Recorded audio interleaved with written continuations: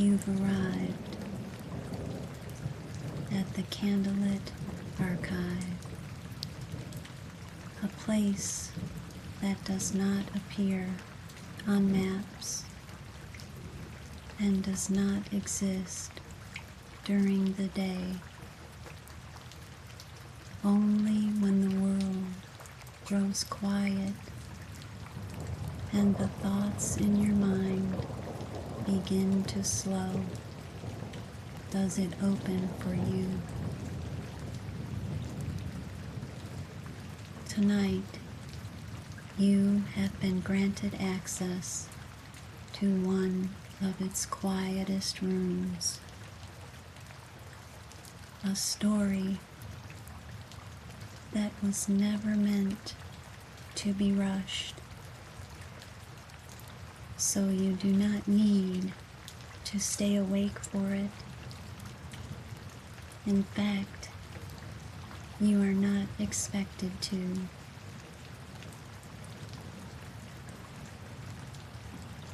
Just listen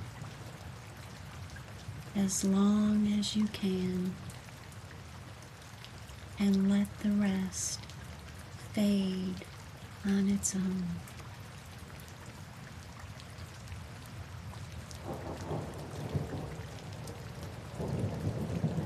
There are certain places that do not open during the day, not because they are closed,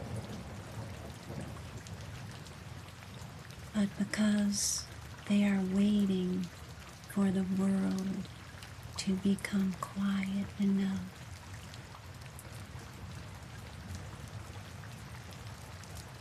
Waiting for the streets to empty,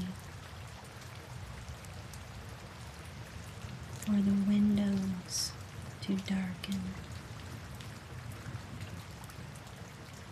for the hurried voices to fade behind locked doors and drawn curtains. And somewhere on a narrow street you do not remember walking down, there is a bookshop that opens only after midnight.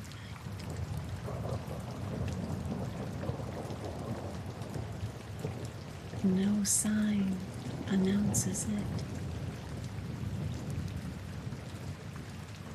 No map remembers it. No passerby seems to notice the warm gold light glowing behind its rain-streaked windows. But tired people find it. Restless people,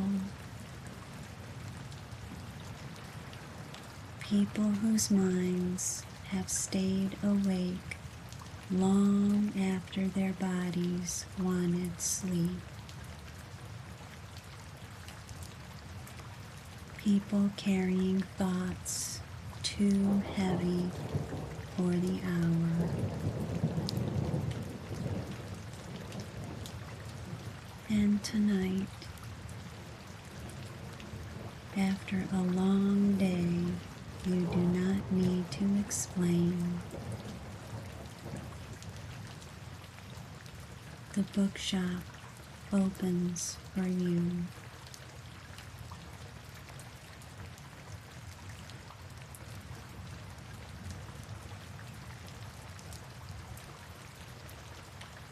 The city is nearly asleep.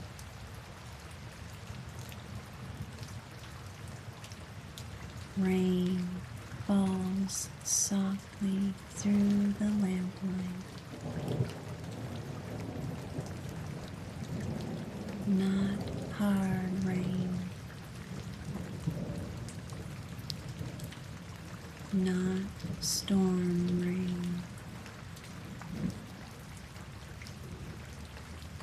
only a gentle, steady drizzle that turns the pavement silver.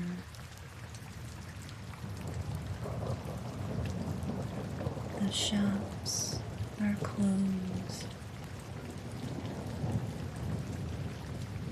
The cafes are dark.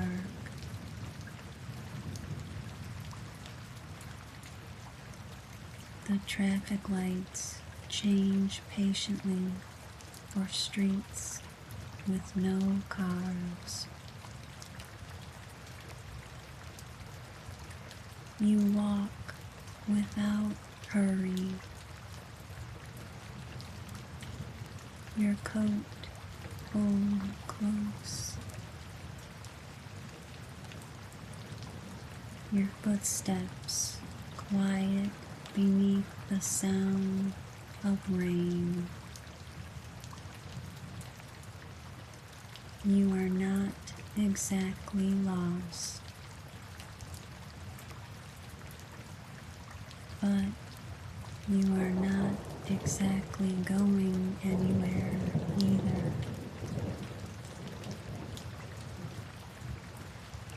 You are simply walking because sleep has not found you yet. Because your thoughts have become too crowded.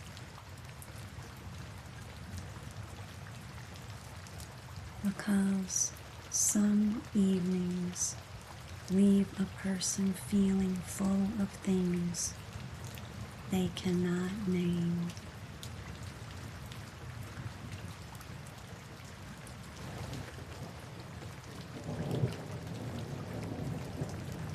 The street bends quiet.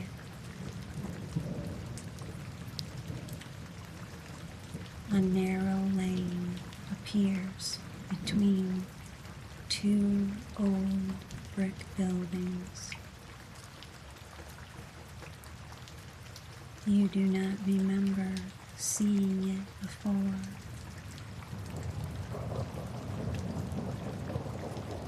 At the end of the lane, one window glows. Warm, amber, soft as candlelight. Above the door hangs a small wooden sign.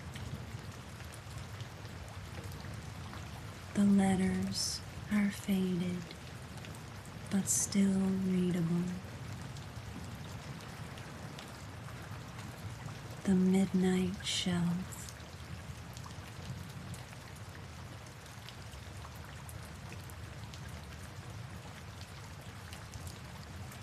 And beneath the sign, in smaller gold lettering, open only when needed.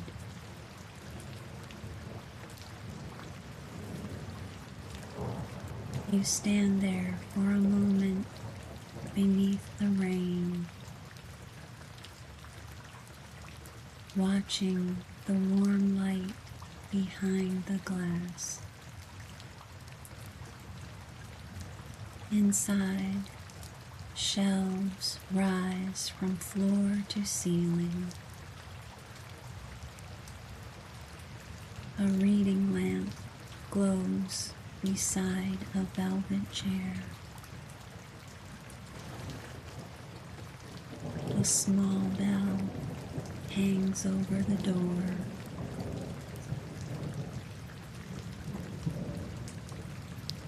The bookshop looks impossibly peaceful,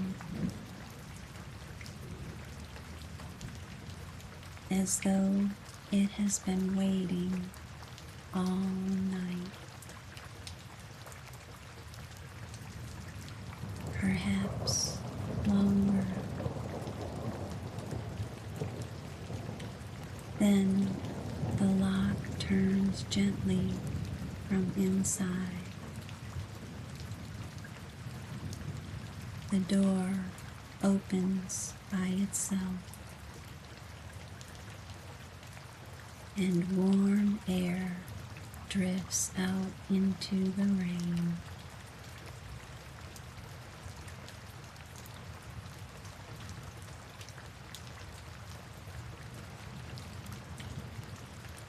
The bell above the door rings once. A small, delicate sound, almost like a memory.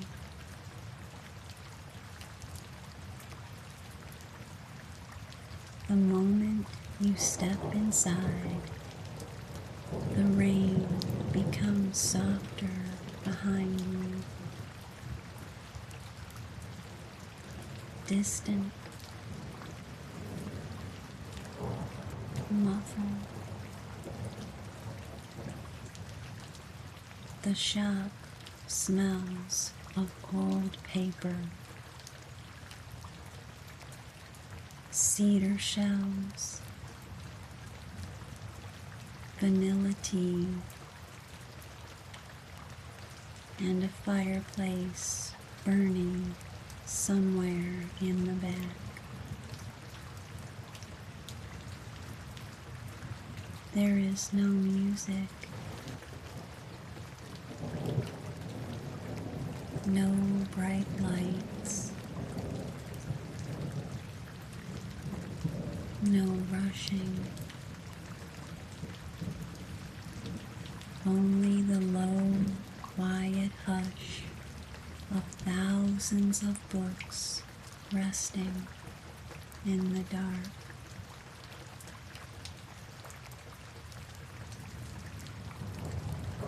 Behind the counter sits a woman with silver hair and round spectacles. She is writing in a large ledger by lamplight. When she looks up, she smiles as though she knows exactly why you have come.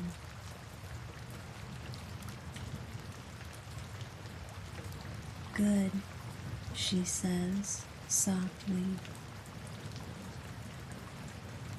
You found us.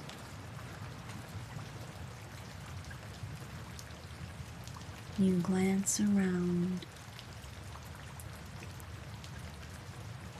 Us? She gestures gently toward the shelves. The books, she says. They can be very patient.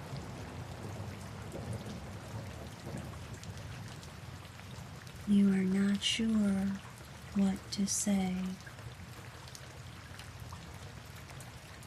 but the woman does not seem to require an answer. She closes the ledger carefully, then places a small brass key on the counter. You may browse as long as you like, she says. No one is expected to choose quickly here. Her voice is calm, warm, unhurried. The kind of voice that makes you feel as though nothing terrible will happen if you stop trying so hard.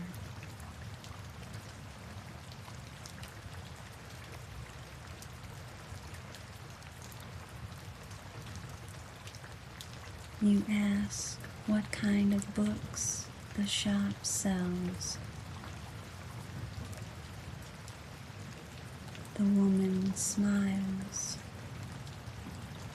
Not sells, she says. Lends. Then she adds, and not always books.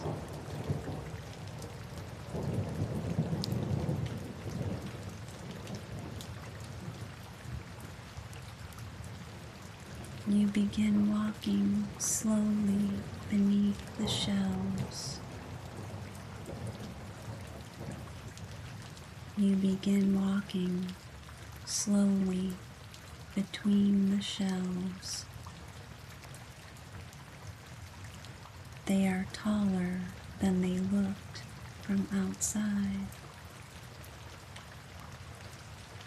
Much taller.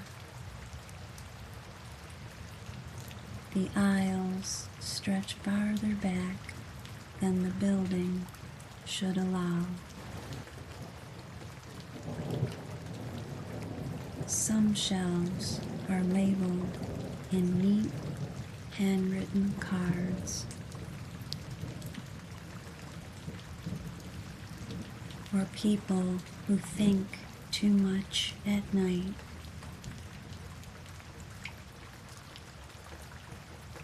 For things you cannot say out loud. For days that felt too heavy.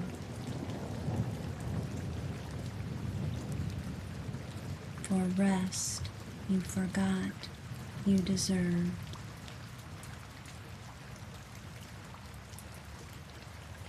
You stop in front of that last shelf.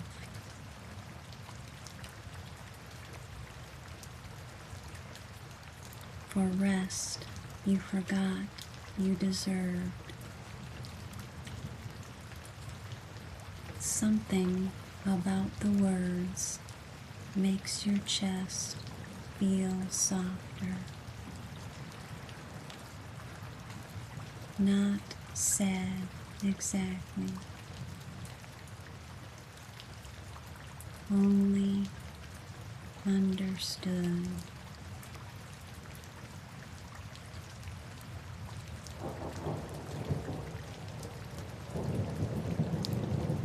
The books here are bound in cloth.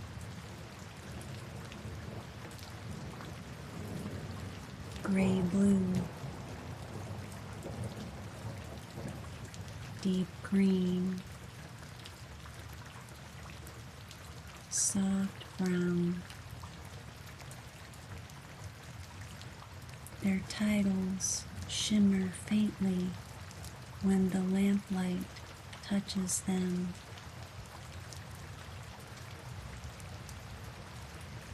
One book reads, "The Art of Leaving Tomorrow Alone."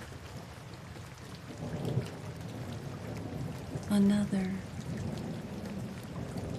"Small Permissions for Tired Souls." Another, "Nothing more is needed from you tonight."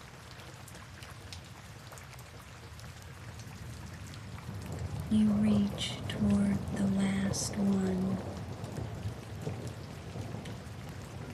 Before your fingers touch the spine, the book slides gently from the shelf on its own.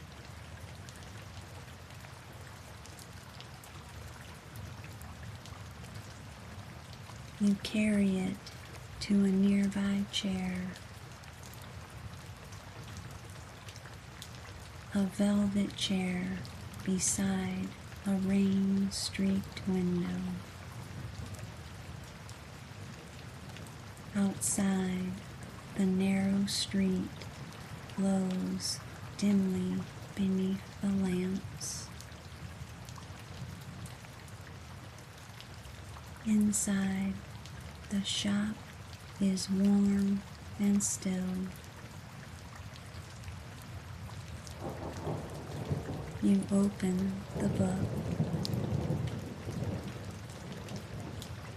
There are no printed chapters, only one sentence written across the first page.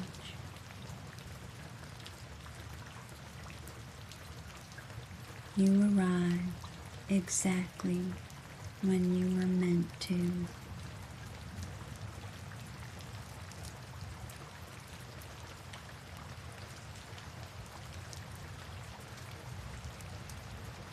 You breathe slowly. The rain taps gently against the glass. Somewhere in the back of the shop,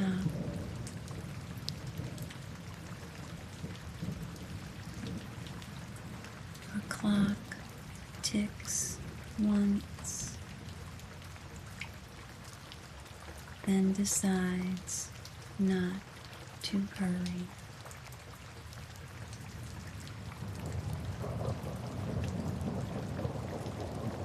The shopkeeper appears silently beside your chair,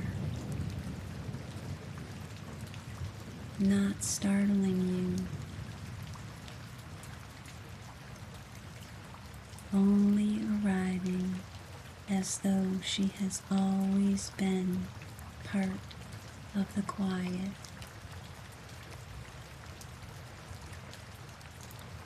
There is a room in the back, she says, for books that need to be read slowly. You follow her through a narrow passage between shelves. The lights grow warmer. The air grows softer. The rain becomes a low, silver whisper behind the walls.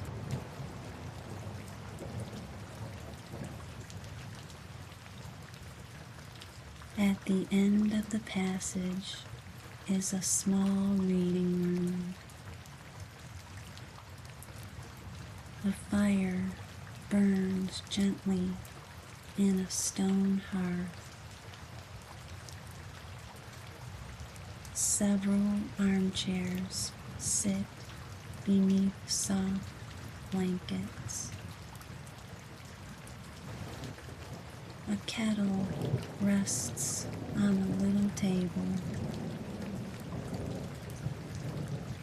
and above the fireplace hangs a framed sentence in faded ink. Some stories are not meant to keep you awake. Some are meant to carry you into rest.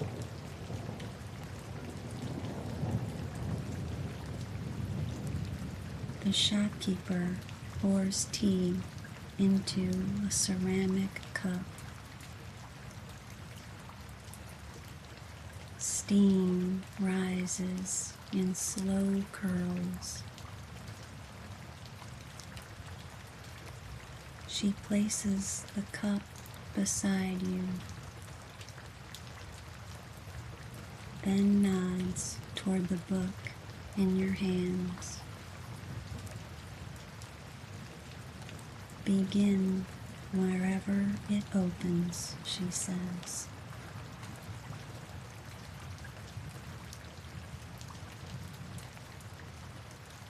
You sit down. The chair accepts your weight like a sigh. The blanket is warm across your lap. Firelight moves gently across the walls. You open the book again. This time the pages are full, but the words seem written in a voice you somehow recognize. Not anyone else's. Not quite your own. Something older.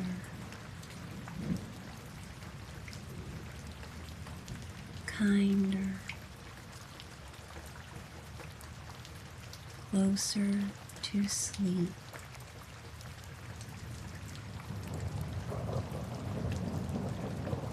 The first page says, there was once a person who believed they had to be prepared for everything.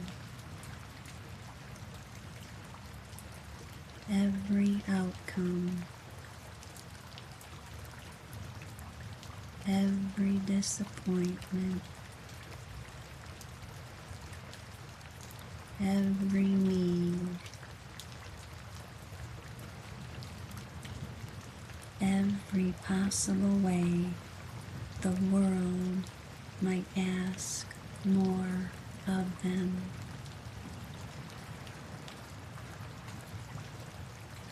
They grew very good at carrying things.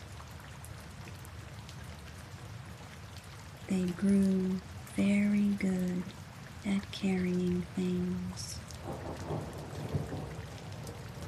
So good that no one noticed how tired they had become. Not even them.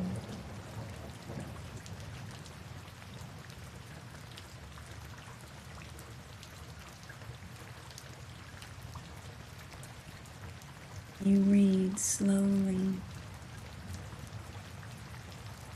The fire crackles. The rain continues. And with each sentence, something inside you begins loosening.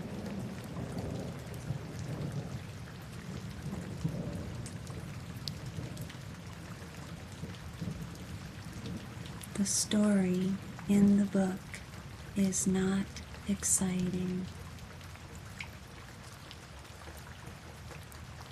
Nothing chases anyone. No great battle begins. No door slams shut. It is simply about a person who slowly learns to set down the things they were never meant to hold forever. A worry, a regret,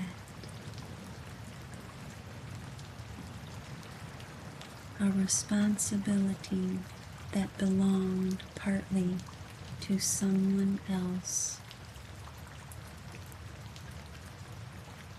a fear that had grown too large in the dark.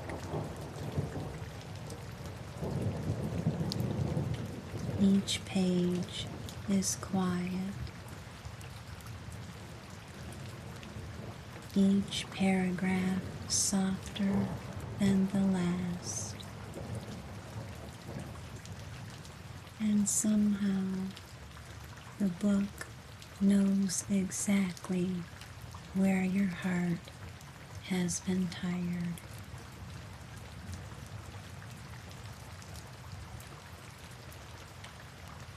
You turn another page. It reads, "You do not need to be useful every moment to be loved."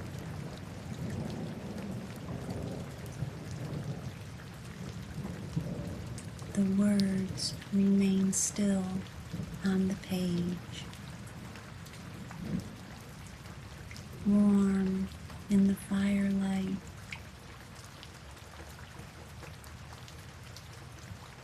Simple, almost too simple, and yet you feel them settle somewhere deep. Another page. You are allowed to rest before everything is finished.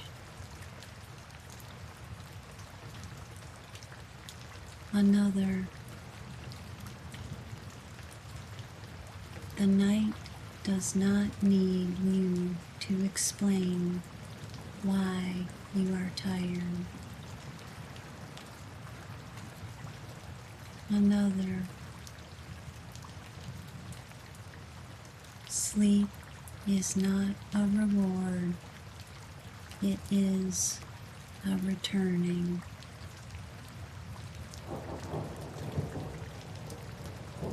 The shopkeeper sits across the room with her own book. She does not interrupt. She does not watch you too closely. She only turns her pages now and then, as though she understands that some healing requires privacy. Outside the reading room, the shop remains open. Shelves breathe quietly in the dark. Books waiting patiently for whoever else may arrive tonight.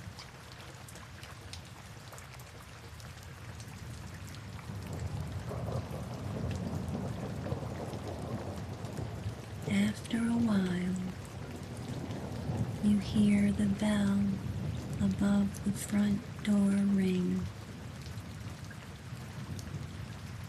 Once,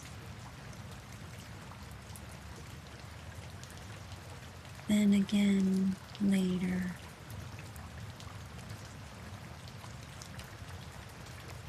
Other people have entered the shop. You hear their quiet footsteps between the shelves. The low murmur of the shopkeeper's voice. The soft scrape of books being lifted from their places. No one speaks loudly. No one seems embarrassed to be there, as though everyone understands understands the unspoken rule of the place. After midnight, everyone is allowed to be tired.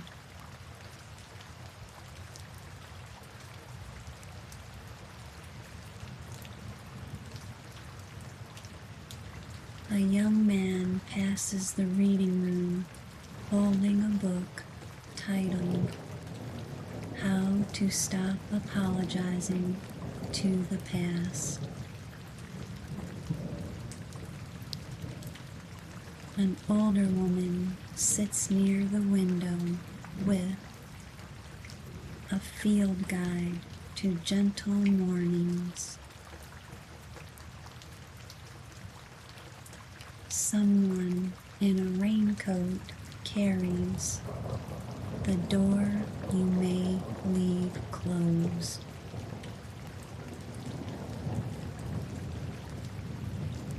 Each person moves slowly, carefully,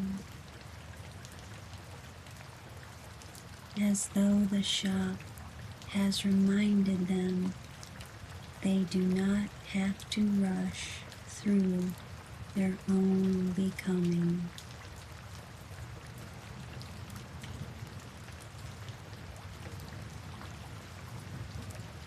You return to your book.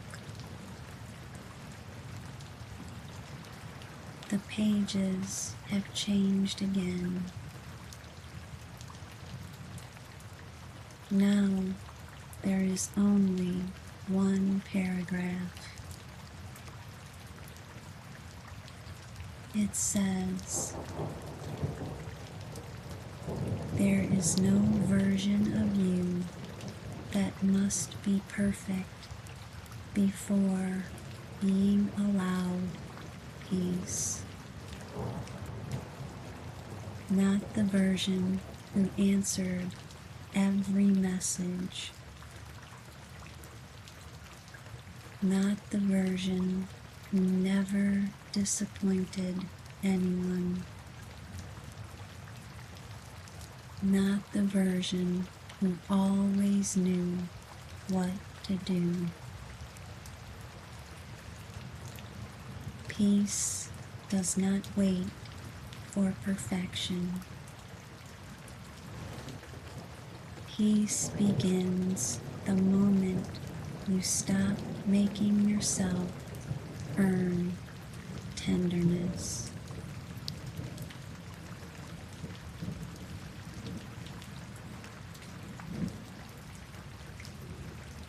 You close your eyes only for a moment.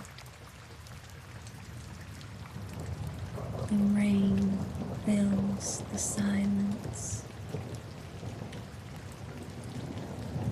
The fire warms your face. And somewhere near sleep, you feel the book resting gently in your hands.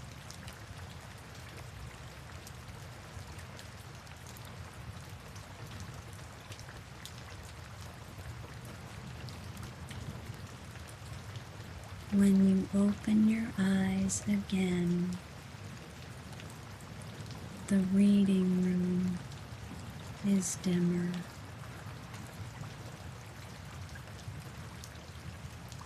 The fire has softened into low amber embers.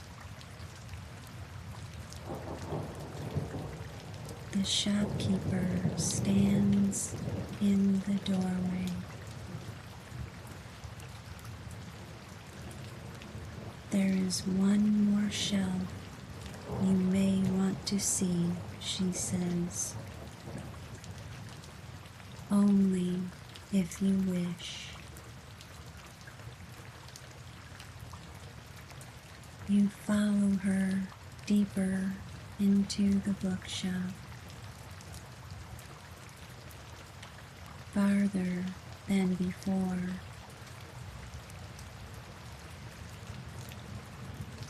Past shelves labeled Lost Afternoons, Soft Endings,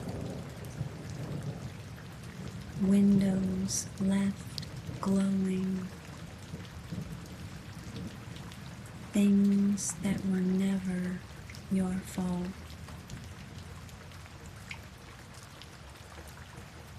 At last, we reach a narrow aisle lit by one hanging lamp.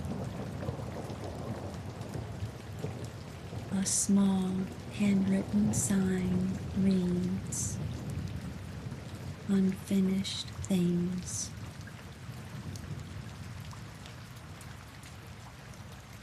The shelf is full of thin books. Some are barely started. Some are tied closed with ribbon. Some have no titles yet. You ask what they are. The shopkeeper answers softly. Stories people believe they had failed to finish. She runs one finger gently along the shelf. Not everything unfinished is a failure.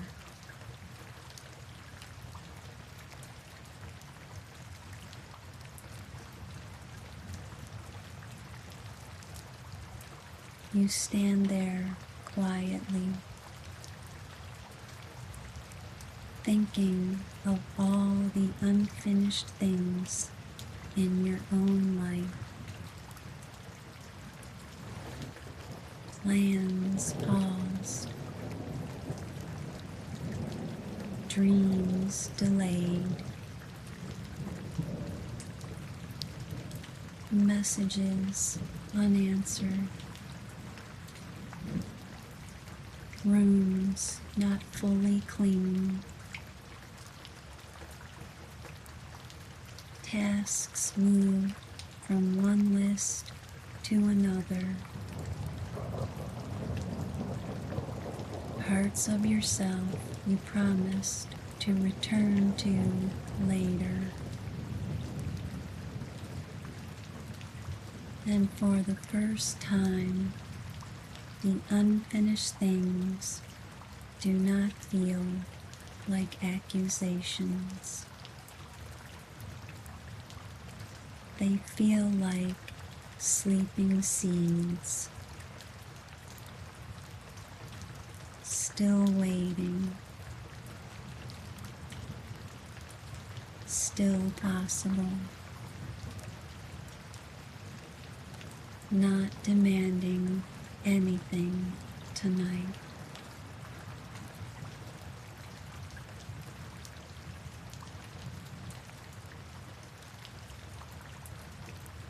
The shopkeeper takes one small blank book from the shelf. She hands it to you. The cover is soft gray cloth. No title, no name. This one is yours, she says. But you do not have to write in it tonight.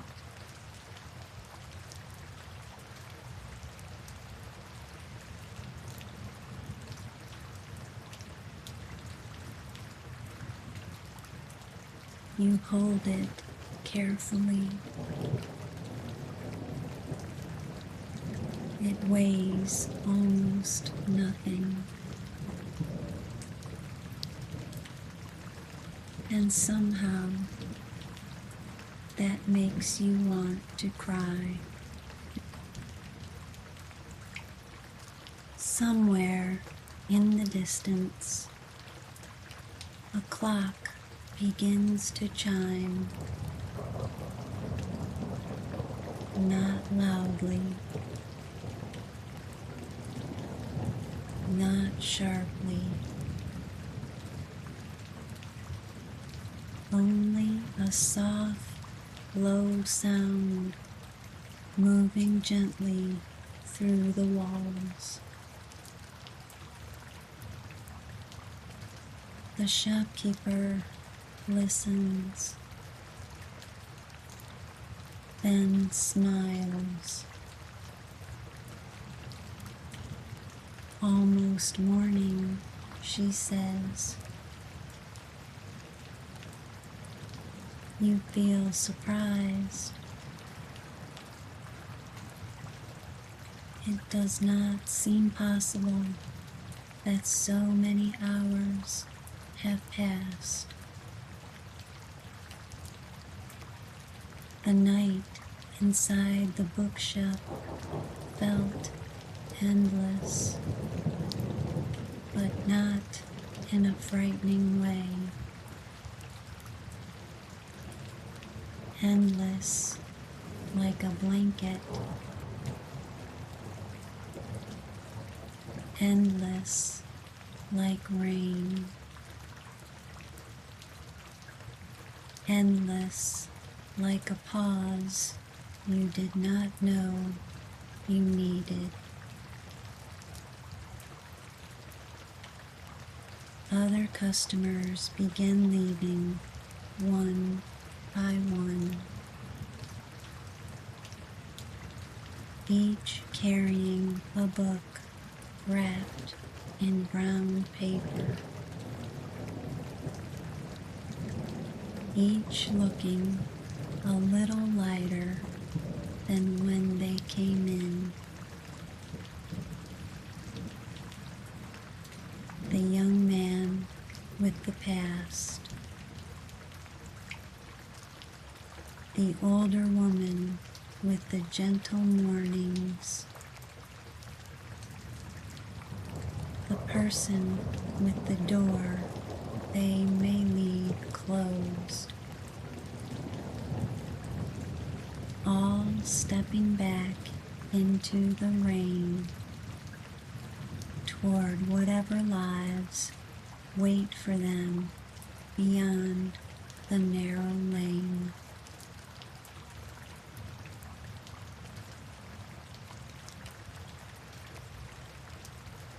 You return to the front counter.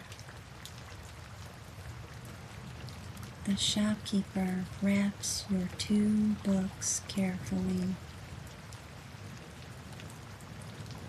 Nothing more is needed from you tonight.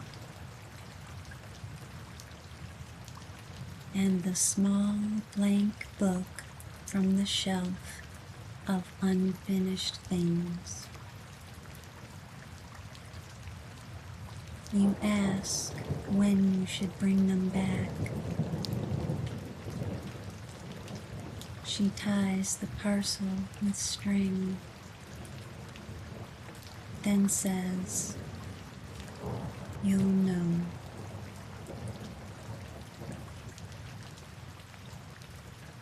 You ask whether you will be able to find the shop again. The shopkeeper looks toward the rain-streaked window. Outside, the dark has softened toward blue. Not always, she says, but whenever the night becomes too heavy, look for the light that should not still be owned.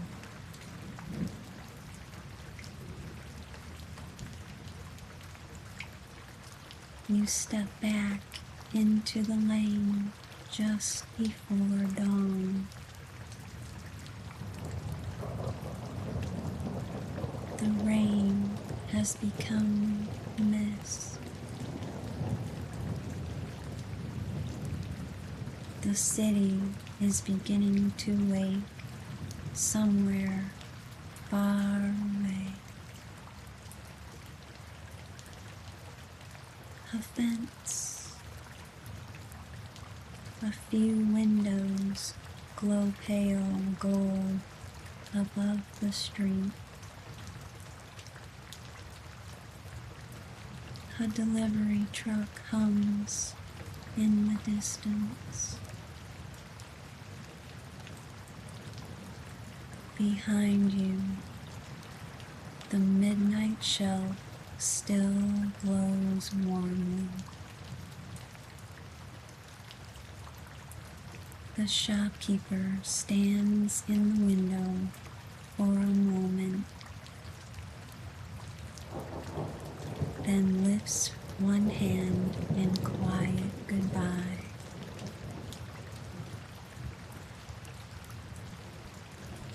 You hold the wrapped books close. They are light, much lighter than the thoughts you carried into the shop.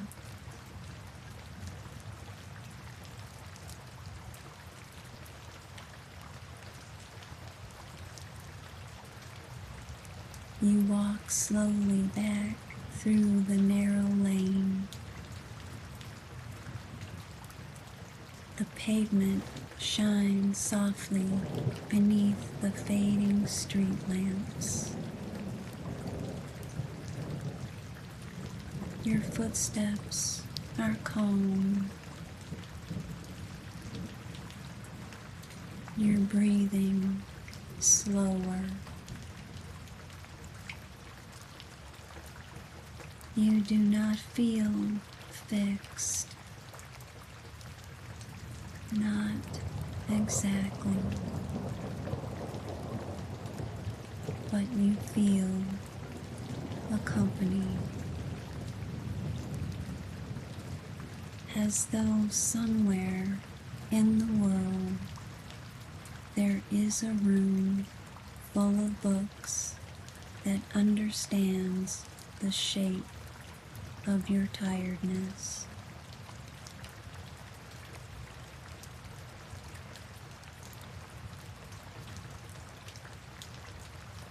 By the time you reach the main street, the rain has nearly stopped. You turn back once. The lane is still there,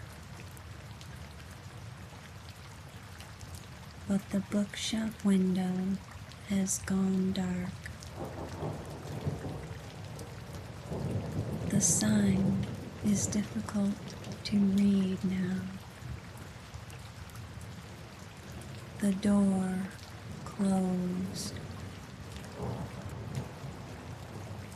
The warm golden glow folded away into morning. And yet, in your hands, the parcel remains. Soft paper, brown string,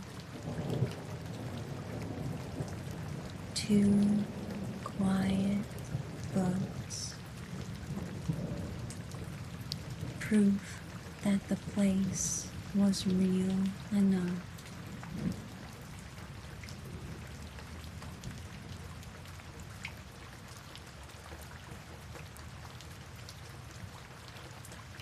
Later, when sleep finally finds you, you place the books beside your bed. The first one opens slightly on its own, just enough for you to see one final sentence written across the page.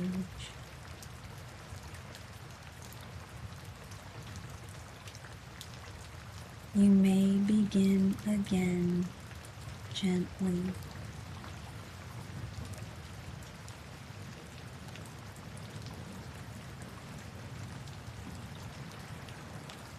The room grows quiet. The morning light softens. Your body sinks slowly beneath the blankets. And somewhere, perhaps not far away, perhaps in a narrow lane that only appears after midnight, the bookshop awaits.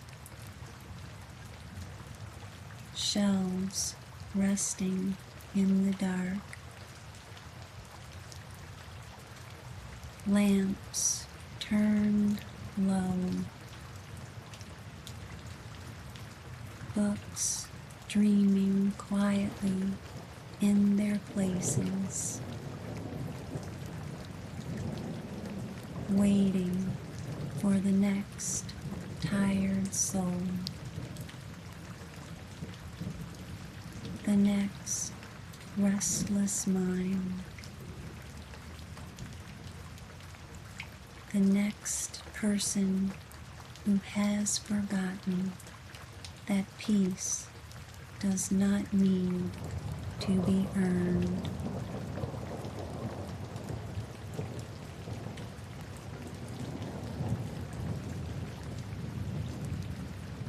And though the shop is closed now, somewhere in its window, one small light remains. Not bright, not demanding,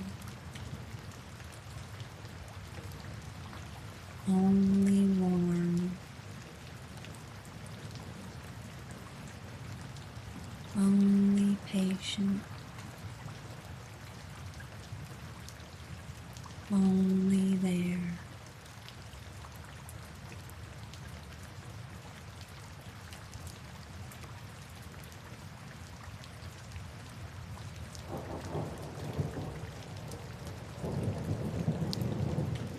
And now, the Candlelit Archive grows quiet again.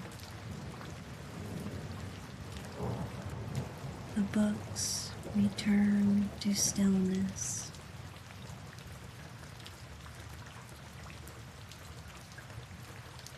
The lanterns continue their gentle watch. And the story is safely put away until it is needed once more.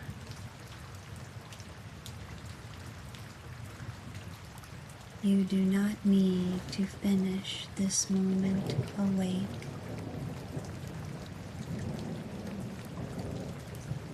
You do not need to hold on to anything from it.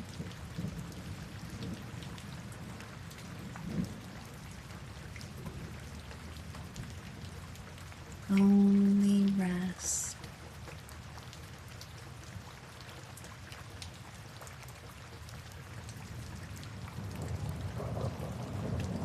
Only slow down.